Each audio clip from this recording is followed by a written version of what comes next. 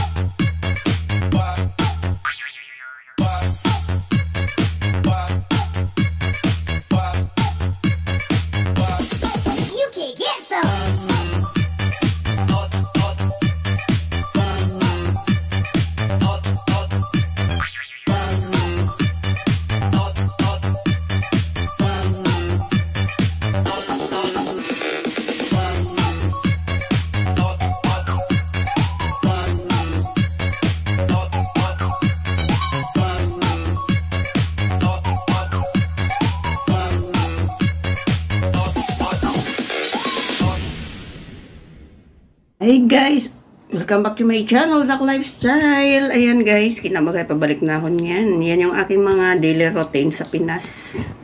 Hindi ko na pinapakita kung paano ako mag-cut ng bahay.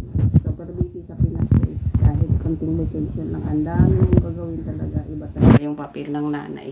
Pagdating ng bahay sa Pinas, ang dami mong asikasuhan. Kaya medyo mag-relax muna tayo, exercise tayo guys. At ito, umpisa na natin kung ano. Dragon fruit sa backyard. Tanim ni tita, yung laki na ng dragon fruit. Bunga niya laki na. Kulay green. Ayun pa may kasunod yung isang block. Maulan lang. Panahon sa Pilipinas. Maulan. Ulan pa more. Sana yung dragon fruit.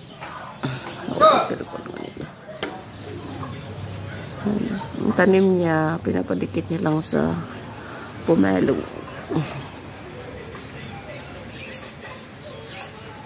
Yan.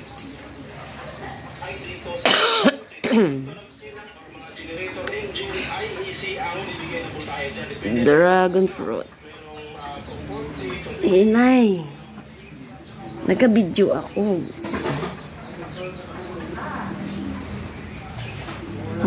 Diba? The dragon fruit. Nagkadikit sila ng pomelo. Ang laki-laki niya na,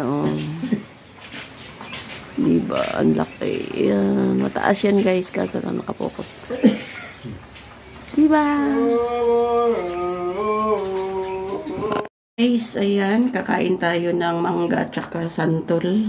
Ayan ay pinakuha ko sa kapatid ko doon, sa pinsan ko. Kaso lang, pagkabagsak siguro basag. Ayan, mga basag. Pero okay lang yun. Kakainin naman natin lahat yan, guys. Dalawang mangga. Pero hindi ko na kinain yung mangga, guys, kasi super busog na ako sa puro santol. Baka magsakit yung tiyan yan. Ayan, may bisita pa ako nga silang. Ayan. Nakikisalo din yung aking bisita. Grabe talaga yan dito sa amin, guys. Ang daming ganun. Daming langaw. Yan mo, nag-exhibition pa dyan pabalik-balik. Kahit anong taboy mo, babalik pa rin. At yan yung ating sausawan, guys. Soy sauce at vinegar para ma-dish yung asin. Pero matamis yung guys, santol. Yan lang ang kagandahan dito sa Pinas, guys. Ayan. Sungkit ka lang sa kapitbahay, kamag-anak mo ng mga ganyan, di libre na. Lalo na binibigay lang sa'yo. Breakfast tayo mga guys. Yan mga kadakdak. Namimiss ko sa Pinas. Tortang talong. Kanon. Pritong bangos. Rice is life. Sa kabandiado, kanuninti mo. Yes. I-short videos ko.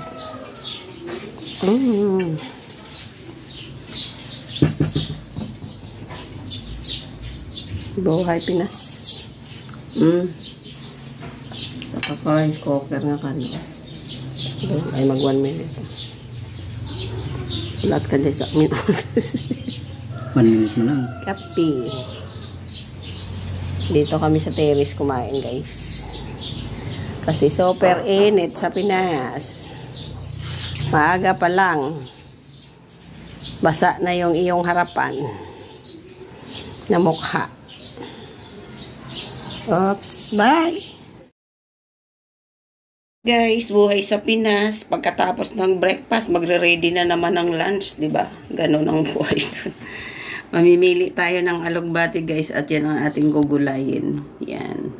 Pero tingnan nyo yung araw, may kulimlim at super init naman ang humidity niya. Kaya yan, magluluto kami ng alugbati. Hindi ko alam kung anong ihalo natin dito. Munggo o pork. Ayan. Yan. Ulo ni kasi hindi marunong mamili si Lokong. Ayan, kasi naglalanta na yung mga gulay sa refrigerator, walang magugulay. Ayan. At nakita ko nung naglinis ako ng refrigerator, naku, yung mga gulay nila sa ref nagkabulok-bulokan na. Ayan. Ayan guys, aming bakod. Ayan.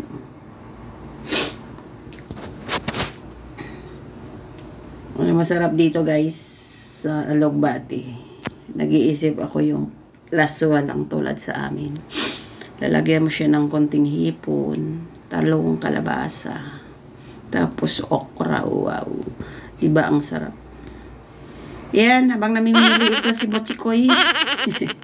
Ay si Inting Bolinting. Ay ano ba yun sabi ko? Si Inting Vlogs. Ayan.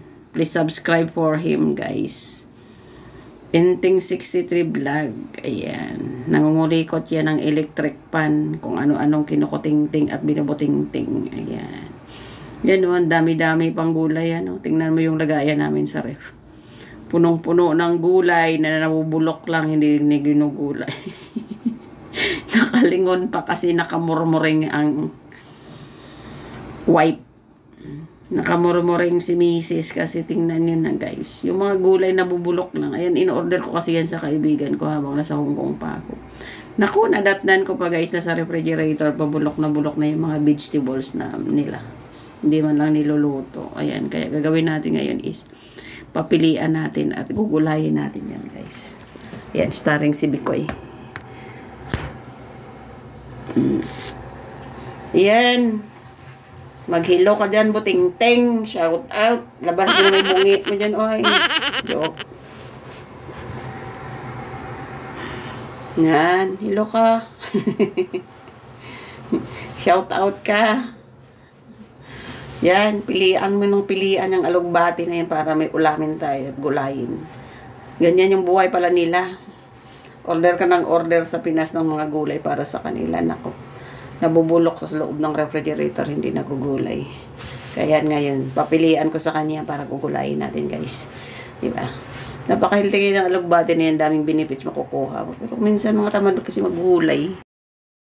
Guys, nakita ko yung aking tawag sa amin dito bagungon. Iwan ko sa Tagalog kung anong tawag dyan. Yan pala masarap isahog dun sa alugbati natin. Nalagyan natin ng kalabasa, talong at okra. Yan. Sarap yan guys. Gusto ko sana yung sulo lang ito iluluto. Lalagyan ko ng tanglad. Pero naisip ko is iyan na lang isahog ko dun sa aking alugbati. Na ating gugulayin guys. Sinong nakakilala nito? Diba ang sarap? Yan. Yan. Huwag nyo nang pansinin yung lababo namin. Ang dumi. Hindi nakatikim ng brush. Mahirap talaga pag walang babae sa bahay na nag-aalaga. Ayan, fresh na fresh yan guys. Buhay na buhay pa yan. Kaya bago mo lutuin yan guys, putulin mo yung buntot at hugasan para madali mo sipsipin. Yan ang tawag sa amin na bagungon. Bagungon tawag sa amin. Iwan ko sa Tagalog anong tawag dyan guys. Suso yata, hindi ko alam. Yan, sarap sayaw yan. Ito naman yung aking Unica Iha. Pasayaw-sayaw na lang sa room niya. Ayan. Nakaano pa yung ano doon, may nakakabit na BRE. Yan mo na guys, never mind. Yan, nagti-TikTok ng bini yata yung sinasayaw, kaya mo i-design na lang natin yung music. Ayan. Sabi ko magligpit, pasukan mo sa kwarto, nagsasayaw-sayaw, nagti-TikTok pa. Diba? Sabi ko magligpit ng room eh. Hindi man lang ano, pasayaw-sayaw pa. Ayan. Tuloy. Naglalabas tayo ng mga laman-laman ng ating mga malita. Kasi kailangan natin ligpitin. Ayan yung aking Unica Iha guys. Nag-iisang Unica sa buhay ko. Ayan. Gaayos ng kanyang mga cabinets kasi yung mga pasalubong ko sa kanya binibigay ko. Ayan o. 19 doon, pero mahulit pa. Hindi ako matulog sa anong kwarto. Okay na lang. At the age of 19. Kailangan pa daw itabi. Of course. Oh, imagine. Bye. Yes, DJ.